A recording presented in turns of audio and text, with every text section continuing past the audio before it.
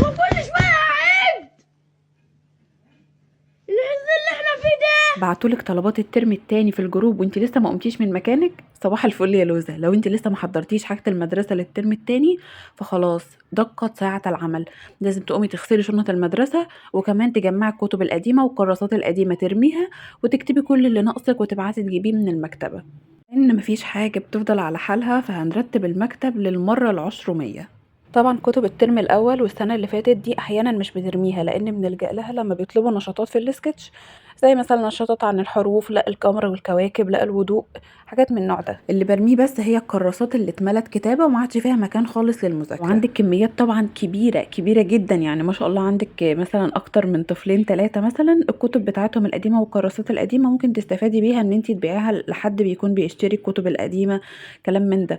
لكن مثلا انا اللي عندي مش كتير، يعني الكراسات ممكن يبقوا مثلا 10 كراسات ولا حاجة، ومثلا 5 كتب مثلا اتملوا واتحلوا كلهم، فطبعا دول مش هيجيبوا حاجة، فبرميهم بقى في الزبالة. اقسم بالله نفسي اغير لون المكتب ده، لان حاسة ان هو عمل لي توتر في الاعصاب. ممكن اجيب ورق من اللي هو بيتلزق الابيض اللي شبه الرخام ده ونغيره ان شاء الله. اكتر حاجة مضايقاني بقى ان كل مادة ما عادش ليها مثلا كراستين بس، حصة وواجب بقى، حصة وواجب وتقييمات واملاء وسكتش وورق فوم وورق لوح ومقص وقلم كمان سبورة وقلم تصحيح للمس. في بعض من المدرسين بتطلب ان احنا نكمل الترم التاني في كراسات الترم الاول، وكتير طبعا بيطلب جديد من اول وجديد بقى وكده، وفي اللي بيغير لون الجلاد وفي اللي بيفضل الجلاد على حاله، وده طبعا اوفر واحسن. فبعد ما رتبت الكتب الكبيره على بعضها والكتب الصغيره على بعضها والكتب اللي احنا مش عايزينها طبعا رميناها، والكراسات اللي اتملت برضو رميناها، بس في كراسات بتكون لسه ما خلصتش مثلا من الترم الاول، فدي بنخليها للمذاكره للترم التاني لحفظ الكلمات والاسئله واللازم منه يعني.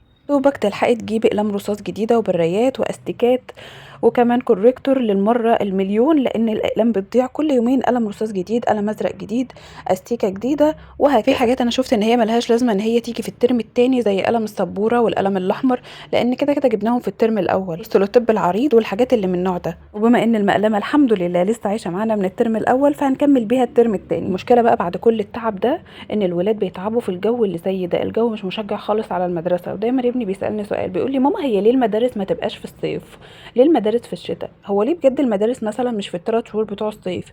يعني ليه مثلا لازم المدارس تبقى من شهر 9 لحد شهر 6، ونرجع ندخل في نفس الدوامه بتاعه الترم الاول اللي هي نروح المدرسه اسبوع ويعيوا اسبوعين ونجيب علاج، وبعدين يرجعوا المدرسه اسبوع، وهكذا. يعني بدل ما بتبقى مصاريف مستلزمات المدرسه وبس، لا ده بتبقى مصاريف المدرسه ومصاريف الكتب الخارجيه وكمان مصاريف العلاج وكمان المدارس في شهر رمضان. كل سنه وانتم طيبين. فبيبقى الجو مش مشجع خالص على الصحيان بدري ولا المجهود، يعني بنحس ان كله جاي علينا مره واحده. في نهايه الترم الاول ومع بدايه الترم الثاني نتمنى للامه النجاح والتوفيق ان شاء الله.